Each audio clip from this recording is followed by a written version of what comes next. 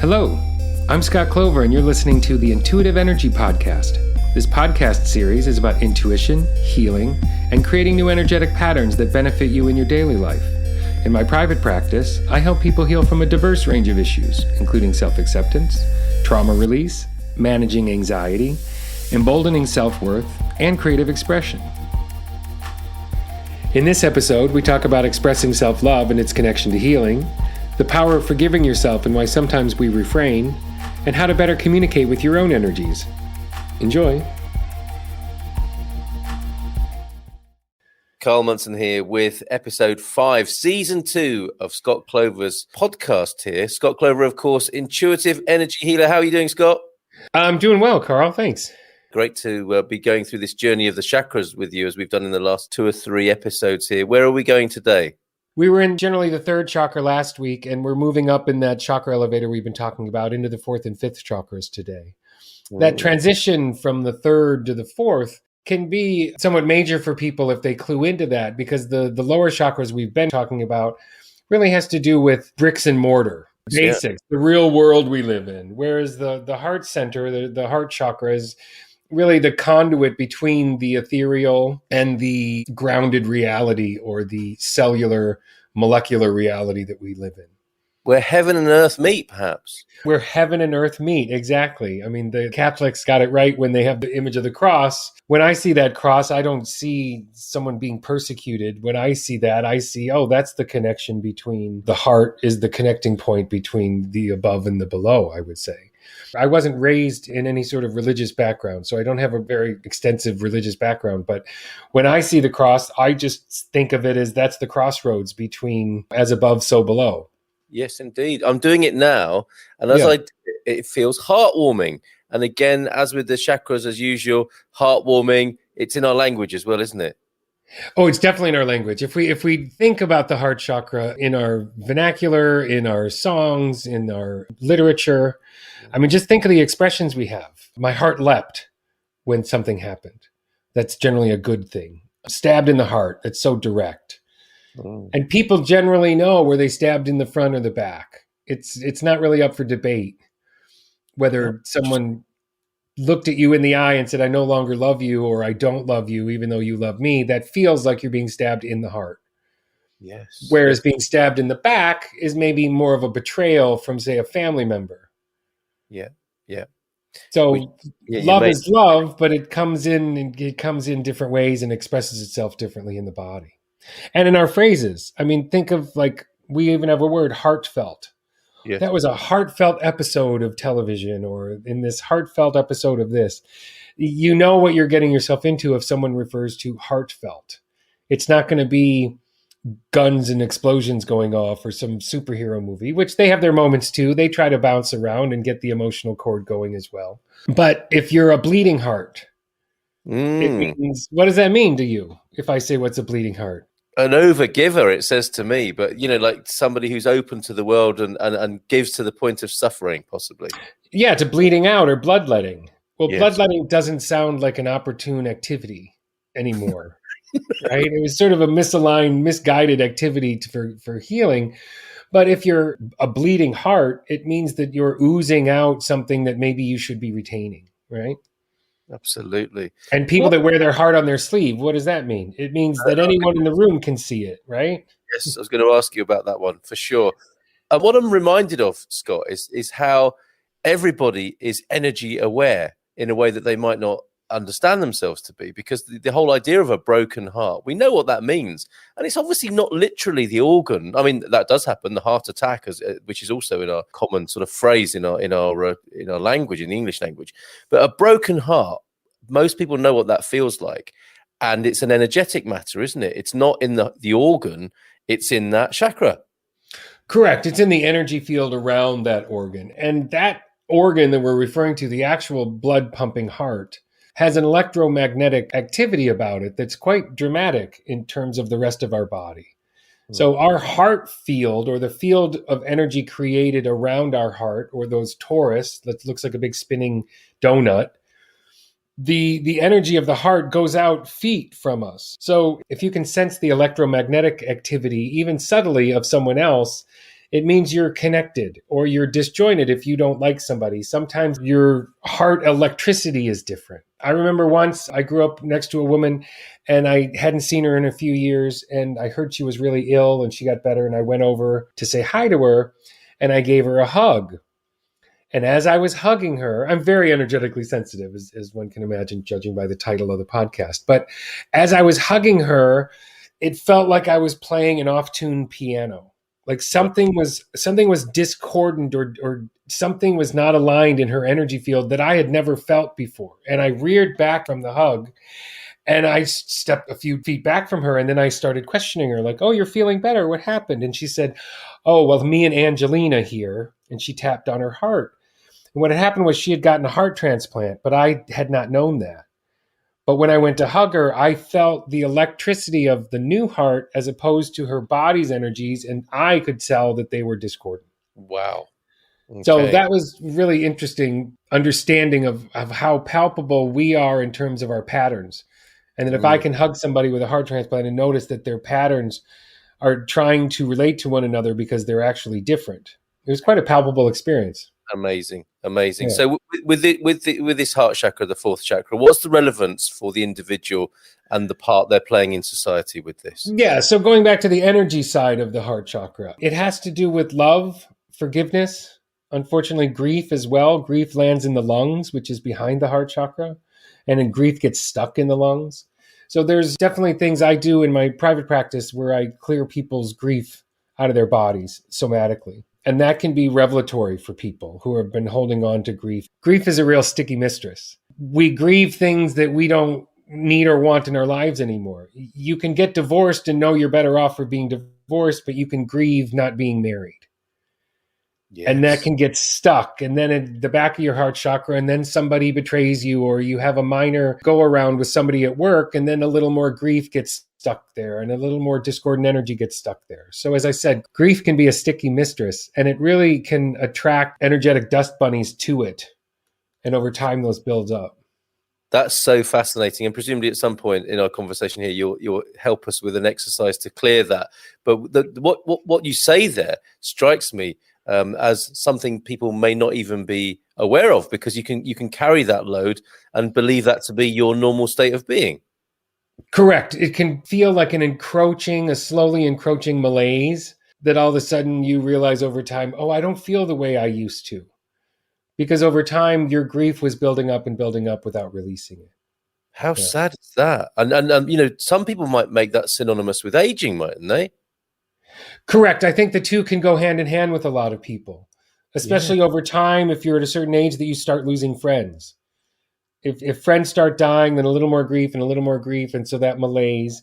And so, as I said, there are energetic and somatic ways to release that grief and keep cleansing your body of it. And that's something I walk people through sort of in a private session. But yeah, later we're going to do an exercise to clear the heart and hands. It's great. Tremendous. And we're not only dealing with the fourth, we're dealing with the fifth chakra today as well, aren't we? So tell us more about that. So actually the link between the two is just as important. So one thing we can do together now is rub your hands together. Gently rub your hands together. And don't do this if you're driving or operating heavy machinery. And take a hand and put it on halfway between your heart and your throat, on your chest. Just take a breath, put it there. Now go ahead and switch hands. Put the other hand there. And see if you can connect the heart energy going upwards and the throat energy going downwards. And see if you can connect those two. Yeah. Excuse me. Yes, something's happening.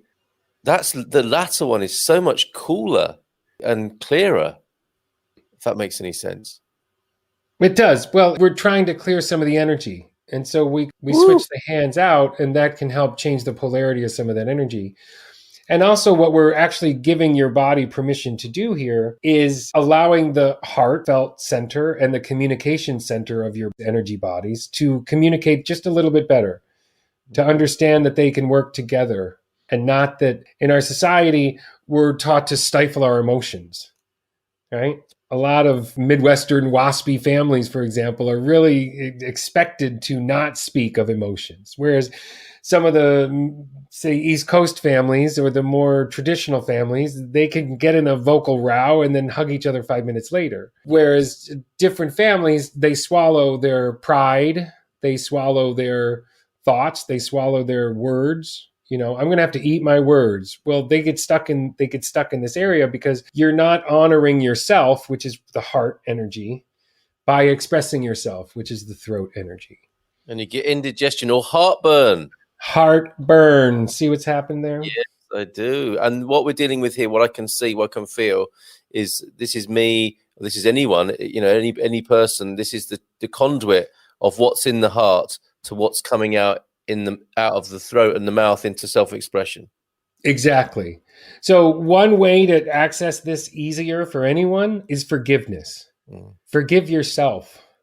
Forgive your family for whatever your family may have done to you, whether they intended to or not. And generally, they didn't intend to be malicious. And that's a general statement. There are awful people and there are abusive family situations. But a lot of people felt victimized by their families being different than they are. And so forgive yourself for being frustrated with that and forgive your family for being who they are. And that can open the heart up a little bit. Sorry to be a bit absent there, but I'm actually enjoying this connection. Do I move my hand now? You can, sure. Okay, all right. So tell us more about the throat chakra then. So let's use the throat chakra as an example. If you close your eyes again and you're using the throat chakra and you send the throat energy to the back of the heart, so you can open up the heart chakra by taking the vocal energy, the throat energy, and sending it to the back of the heart and saying, I forgive me. Go ahead, say it up loud. I forgive me. And direct it to the back of the heart chakra. Try one more time. Ooh! Stop it, Scott. I know it's me doing it to me, really, but wow, I wouldn't have done it without your suggestion there. Wow, I forgive me. And using the lips at the end. I forgive myself for ... for being confused or being taken advantage of or letting myself get betrayed by that person or letting that family member get under my skin. Whatever you choose to forgive yourself for, see that forgiveness goes also to the other people involved. Yes. Now, this doesn't mean you can forgive them and need to run right back to them if it was somewhat of an abusive or non-productive relationship. It just means that forgiveness breaks a bond that you've been holding on that's sort of a sieve. It drains some of your energy.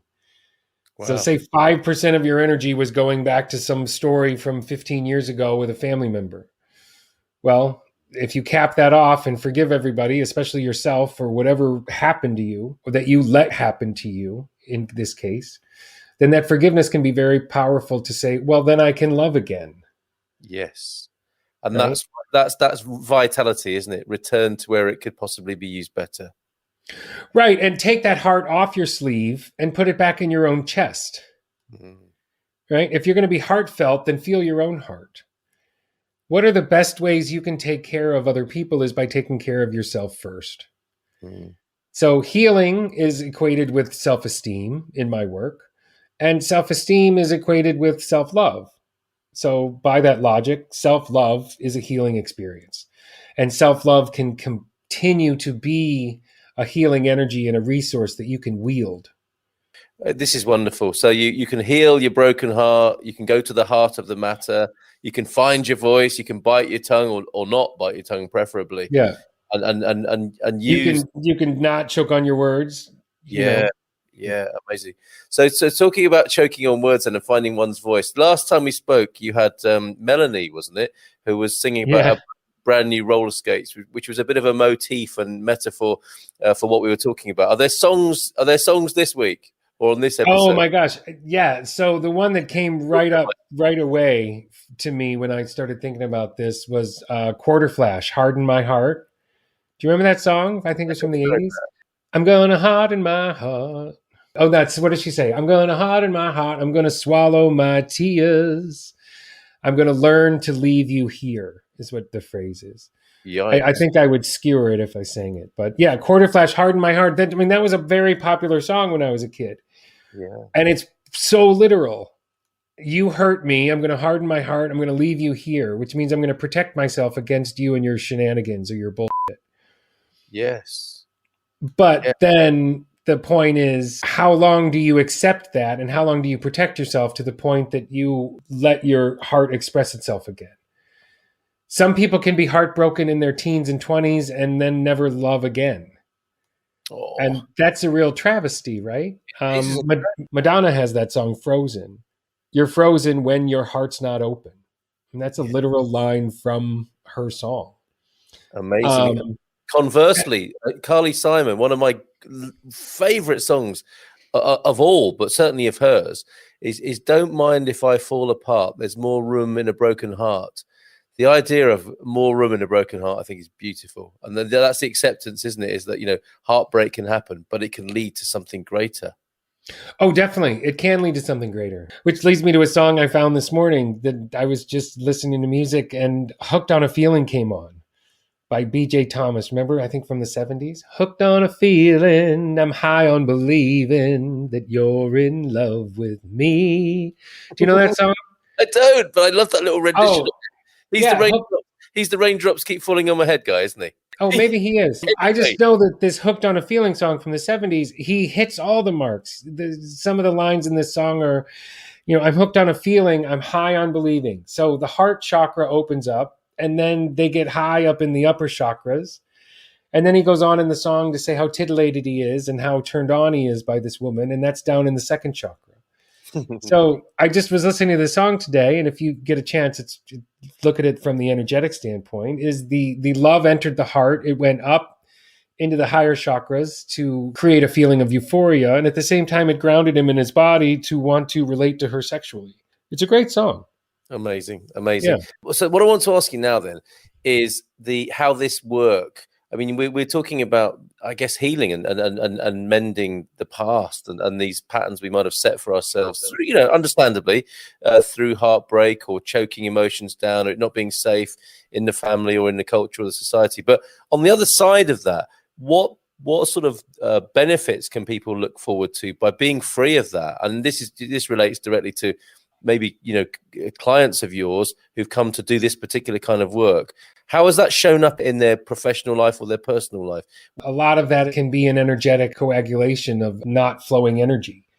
So if you clear your lungs out of the grief, then the energy around the spine is going to work a little better, and the muscles are going to want to be activated again. Ooh. But that malaise that we talked about, that energetic malaise that can happen, can go from the energetic into the cellular. Just the same way as if you let more love energy into your body through your heart, then the cellular energy can respond to that affirmingly and say, oh, we can drink that in almost like sunlight. Wow.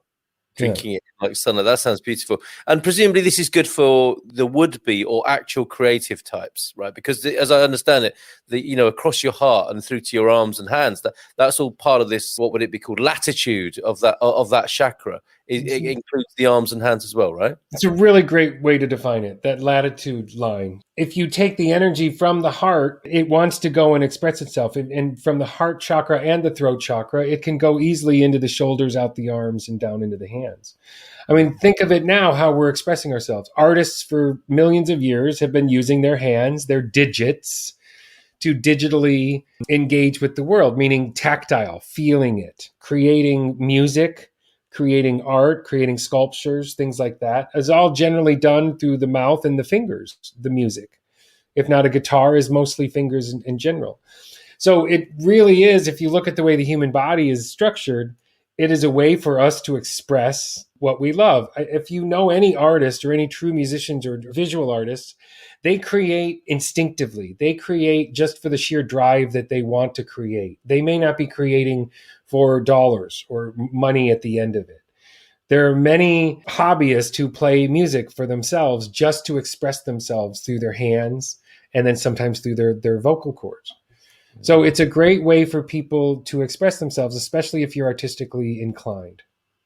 And it's all there, isn't there? If we think about charades and the symbols for if it's a song, people do that with their hands, don't they? They throw their hands open, jazz hand style, and open their mouth. And we know that's the international sign, don't we, of expression in song and dance is the hands open and mouth open. Amazing.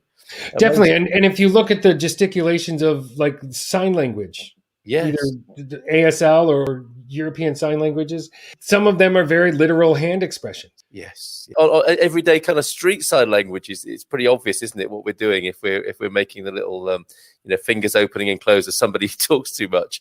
And then on this matter of talking then, and what comes out of the throat chakra, that area, and integrity, transparency, vulnerability, this is all coming out of this same place, isn't it? And how we might tidy that up a bit in terms of, our word is our bond, or the power of words and all that those sorts of ideas.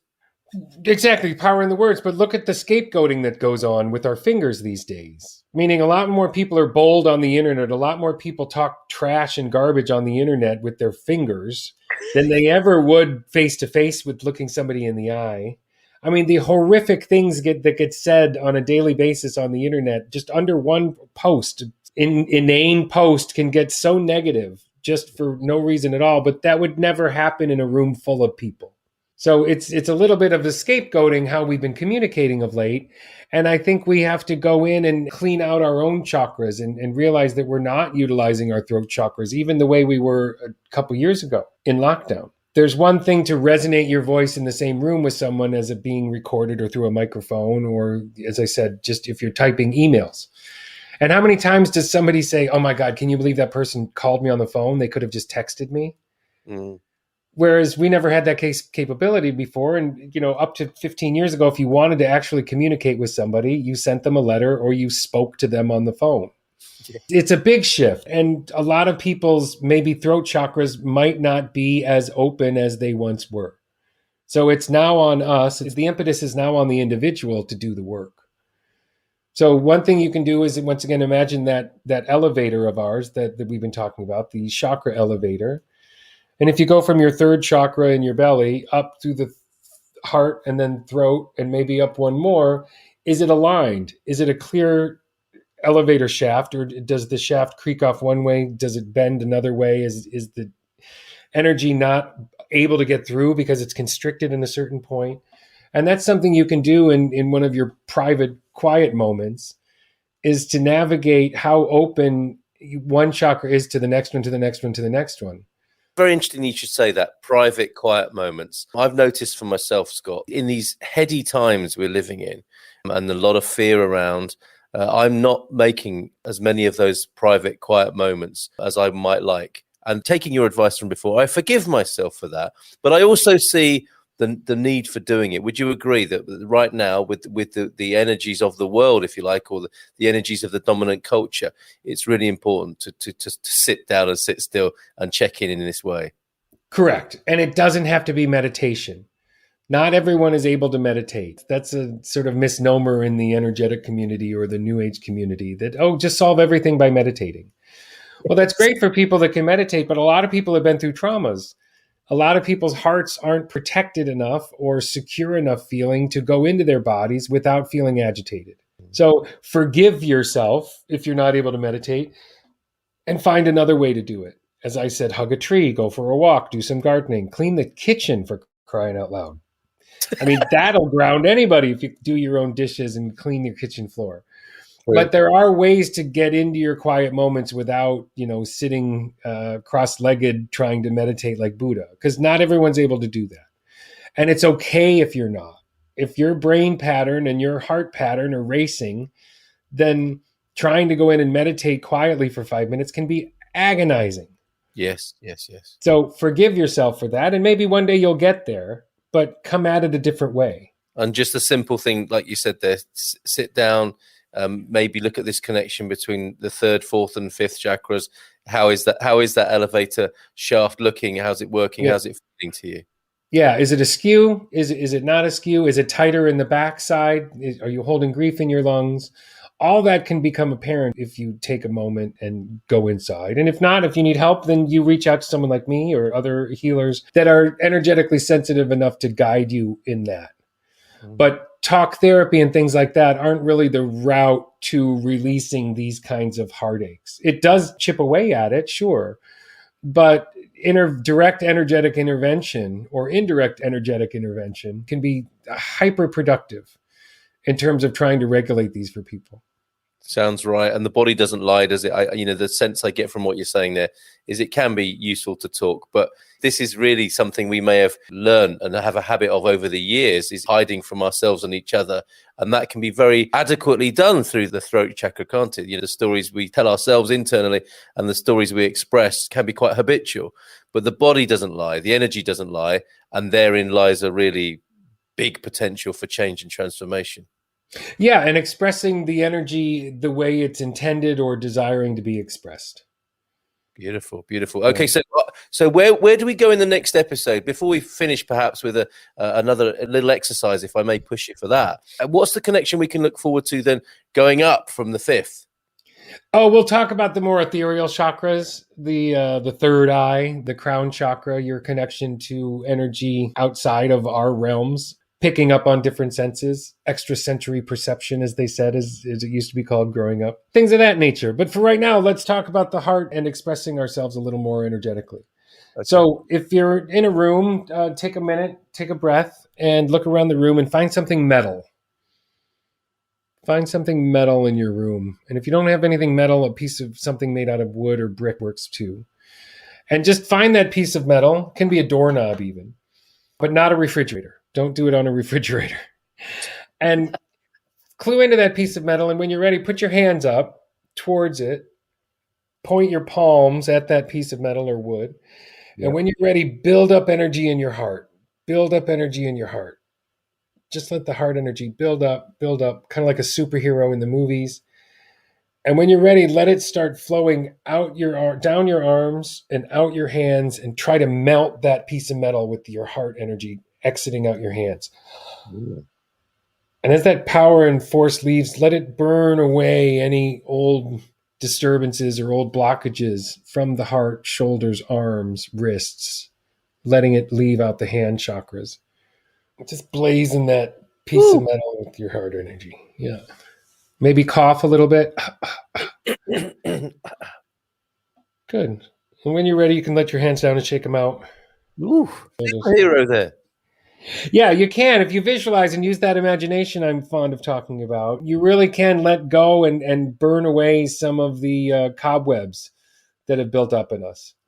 Especially if you express yourself with your hands, especially if you're a healer or you feel healing energy come out your hands.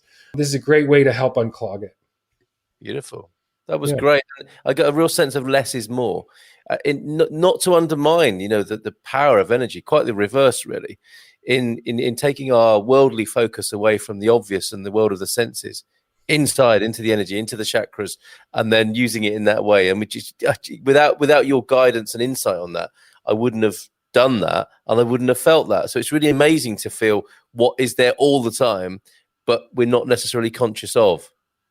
Yeah, you want to clue in and, as I said, declog some of those energy patterns and use your imagination. Find a ritual, like we talked about last week. Find a ritual that works for you. Use your imagination. If you want to imagine swallowing a ball of sunlight and letting that go all through your digestive tract and out your anus, or if you want to imagine your heart lights up and then the energy shoots out your toes, then you're cleaning out your vagus nerve, or you're cleaning out your meridians, or whatever your imagination is creating. You can create a ritual of your own to take your inner energy and spew it out into the world. And in spewing it out into the world, you may clean out some of the clogs or the cobwebs that have been stuck there. Oh, it's so good to know, Scott. Thank you very much. And again, I'm feeling it from what you've told me there about the 4th chakra. That's heartwarming to know that we are working through this together, and there isn't any need really for people to feel alone in this. As I said, do you want to connect your 4th chakra? Then realign your 1st. So find a tribe, like we talked about earlier, that you can express yourself in, and let your heart open a little bit to those around you that you share a similar vibration with. Find people that you feel trusted enough to open up just a little bit than you were before.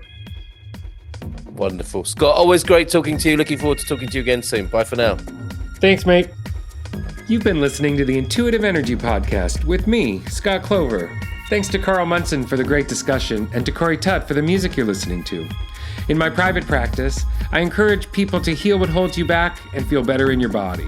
If you need more help with that process, I'm available for healing sessions by phone internationally. Visit scottclover.com for more information. Be well, and thanks for listening.